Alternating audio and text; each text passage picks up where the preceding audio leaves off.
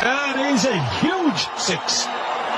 ये साल था 2010 का, जहां भारत और न्यूजीलैंड के बीच एक ऐसा मैच खेला गया था जिस मैच में न्यूजीलैंड के बल्लेबाजों ने भारतीय गेंदबाजों पर छक्कों की बरसात करते हुए मैदान पे तबाही मचा करके रख दिया था। आशीष नेहरा के आखिरी ओवर में 2 लगातार छक्के और फिर बैक टू बैक 2 चौका ठोककर कुल 21 रन इस आखिरी ओवर में बनाते हुए न्यूजीलैंड ने 315 रनों का एक पहाड़ जैसा टारगेट भारत के सामने रख दिया था। और ये विश्व क्रिकेट का वो दौर था जहां 300 रन तो कभी कभार ही बनते थे और इतने बड़े स्कोर का चेज होना किसी अपवाद के जैसा था। यही कारण था कि अधिकांश लोग इस मैच में भारत की हार को कबूल कर चुके थे, लेकिन भारतीय टीम का ये रन चेज किसी साउथ के थ्रिलर मूवी से कम नहीं होने वाला था। भारतीय टीम की तरफ से पुष्पा बन करके आता है एक ऐसा खिलाड़ी जिसने कहा, चाहे कुछ भी हो जाए मैं हरगिज झुकेगा नहीं साला। तो कौन है वो खिलाड़ी और कैसा था उसका चमत्कार, देखने के लिए वीडियो में आखिरी तक हमारे साथ बने रहिए। साथ ही इस वीडियो को लाइक कर कमेंट में जय हिंद लिखना भी बिल्कुल मत भूलिएगा। न्यूजीलैंड के 315 रनों के जवाबी कार्रवाई में गौतम गंभीर के साथ पार्थिव पटेल भारतीय पारी की आगाज करने मैदान पर दस्तक देते हैं, जहां पहले ओवर की दूसरी गेंद पर ही गौतम गंभीर ने सिंगल लेकर अपना और साथ में भारतीय टीम का खाता भी जरूर खोल लिया था। लेकिन इस पहाड़ जैसे टारगेट तक पहुंचने के लिए भारत को जरूरत थी बाउंड्री की, और इसका श्री गणेश किया पार्थिव पटेल ने। He squeezed that through, so he's away as well. Parthiv Patel, this is a fast outfield, and it wins the race. So 4 for Parthiv Patel. Kyle mills की ये गेंद, छोटा पैकेट बड़ा धमाका, पार्थिव पटेल का ऑफसाइड पे करारा प्रहार, 4 रन। यहाँ पार्थिव पटेल ने तो अपनी मंशा साफ कर दी थी, लेकिन दूसरी छोर से गौतम गंभीर को भी जरूरत थी कुछ ऐसी ही ताबड़तोड़ बल्लेबाजी करने की। फिलहाल मिडिल स्टंप पर डाली गई इस शॉर्ट पिच गेंद को पार्थिव पटेल ने कलाइयों के सहारे खूबसूरती के साथ मोड़ दिया है। गेंद गैप में है जो जोड़ करके जाएगी पार्थिव पटेल के खाते में एक और चौका। और ये लीजिए, पटेल के खाते में एक और जोड़ दीजिए। यहाँ गौतम गंभीर का बल्ला भले ही शांत था, लेकिन पार्थिव पटेल का बल्ला पूरी तरह से हल्ला करता हुआ। Brilliant. 4 more. He got a hand to it, but couldn't quite stop it up to. These guys are really laying into them. फिलहाल काइल मिल्स की गेंद पर गौतम गंभीर के पास भी था हाथ खोलने का मौका, कट करके भेज दिया 4 रनों के लिए। पहला चौका गौतम गंभीर के खाते में आता हुआ। और जब गंभीर चलते हैं तो रुकने का नाम कहां लेते। Oh, that is so enjoyable to watch.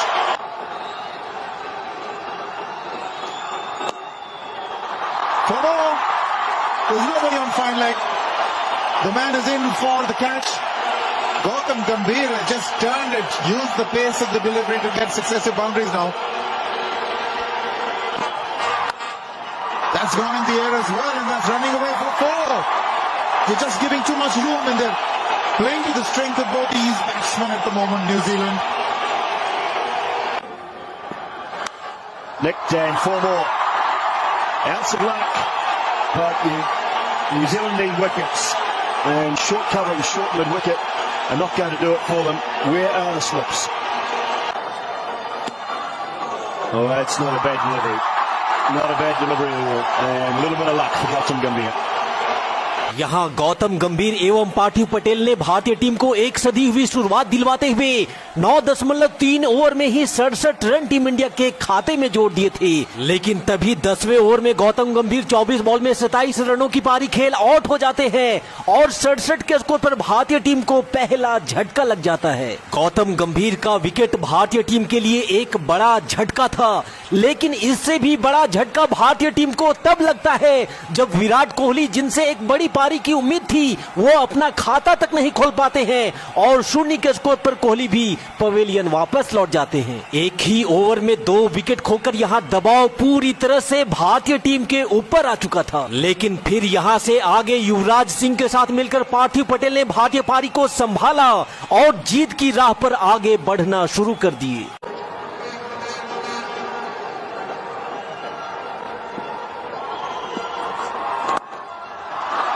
Full and beautifully driven by Yuvraj. 81 for 2.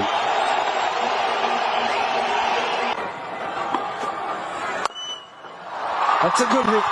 It's gone the distance. Wasn't the slot for Yuvraj Singh. यहाँ युवराज सिंह ने आते ही ताबड़तोड़ बल्लेबाजी करते हुए उदास बैठे भारतीय समर्थकों के दिलों में खुशी की लहर दौड़ा दी थी। वहीं दूसरी छोर पर पार्थिव पटेल ने इस चौके के साथ अपनी हाफ सेंचुरी भी अब कंप्लीट कर ली थी, लेकिन तभी समस्या एक बार फिर से भारतीय टीम के ऊपर गिरती है और युवराज सिंह जो बेहतरीन बल्लेबाजी कर रहे थे वो 20 रनों की एक छोटी सी पारी खेल अब पवेलियन की राह पकड़ चुके थे। यहाँ समस्या आती है तो देखिए कैसे गुच्छों में आती है। युवराज सिंह के आउट होने के बाद पार्थिव पटेल उसी ओवर में एक बड़ा शॉट लगाना चाहते थे पर फील्डर को पार नहीं कर सके। 53 रनों की पारी खेल पार्थिव पटेल लौटेंगे पवेलियन और 108 के स्कोर पर ही भारतीय टीम अब गंवा चुकी है अपना चौथा विकेट। अब क्रीज पर दोनों नए बल्लेबाज थे। एक छोर पे थे हिटमैन रोहित शर्मा तो दूसरी छोर पे उनका साथ दे रहे थे यूसुफ पठान। इन दोनों बल्लेबाजों ने बड़ी ही सूझबूझ के साथ बल्लेबाजी करते हुए भारतीय पारी को आगे बढ़ाना शुरू कर दिया। फिलहाल रोहित शर्मा ने चहलकदमी करते हुए उड़ा दिया इस गेंद को आसमान में, तारा बनी ये गेंद गिरेगी दर्शक दीर्घा में 6 रनों के लिए। जिस ताबड़तोड़ बल्लेबाजी की उम्मीद भारतीय फैंस रोहित से कर रहे थे, रोहित उस पे 100% खरे उतरे। यहाँ एक बार फिर से रोहित के पास था हाथ खोलने का मौका, जिसपे ऑफ साइड पे हिटमैन ने जड़ दिया धमाकेदार चौका। 26 ओवर की समाप्ति के बाद अब भारत का स्कोर हो चुका था 134 रन 4 विकेट के नुकसान पर। वहीं 27वें ओवर की दूसरी गेंद पर ही यूसुफ पठान ने बॉलर के सर के ऊपर से एक फ्लैट छक्का जड़कर न्यूजीलैंड के गेंदबाजों के धागे खोलने शुरू कर दिए। यहाँ 28वें ओवर की पहली गेंद पर रोहित ने एक और कड़ाकेदार शॉट खेला। हालांकि बाउंड्री लाइन पे फील्डर जरूर था पर उसे चकमा देकर गेंद निकल गई एक और चौके के लिए। इसके बाद तो रोहित और यूसुफ पठान की जोड़ी ने दोनों छोरों से मैदान पे बाउंड्री की बरसात करनी शुरू कर दी। Oh, that's a good hit. Straight over the top. One bounce and out of the ground. Boundary to end the over. 10 off it. 30 gone. 164 for 4. Patan goes big. Has he hung out? No. This will clear the rope. Effortless strike. The second time he's gone over long on. Well struck. Inside out, over, extra cover. The spot nicely. Rohit Sharma.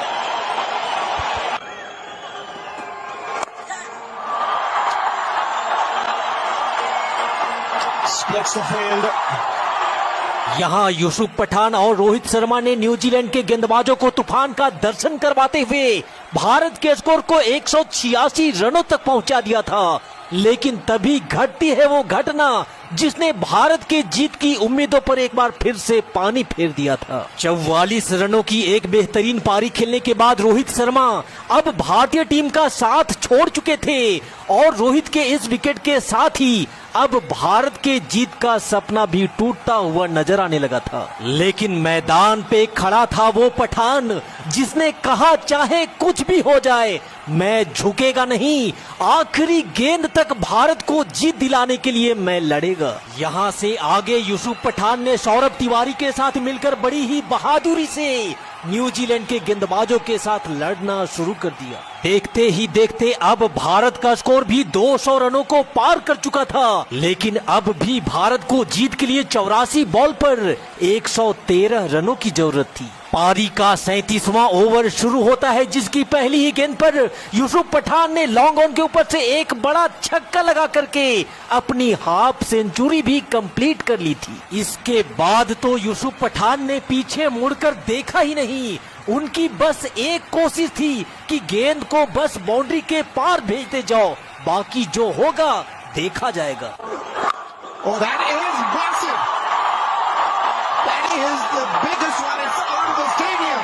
It's landed on the roof. Can you believe it? Wow. That's an incredible shot.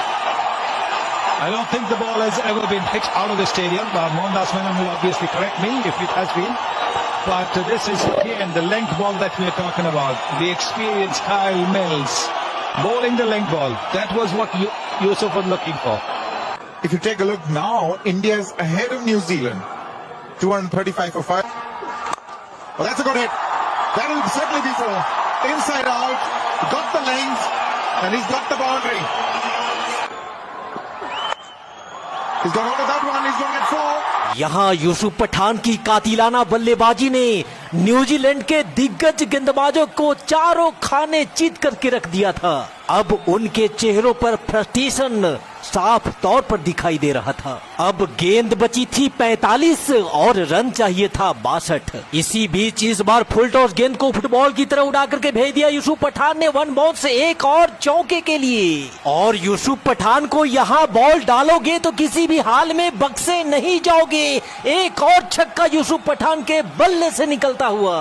तो कैसी लगी New Zealand वालों पठान की मेहमान नवाजी? 97 के score पर पठान सामना करेंगे अगली गेंद का। और एक बार फिर से पठान के पाले में थी ये गेंद, उड़ा करके भेज दिया है। क्या बाउंड्री को पार करेगी? बिल्कुल करेगी। इस छक्के के साथ यूसुफ पठान पूरा करेंगे अपना शतक।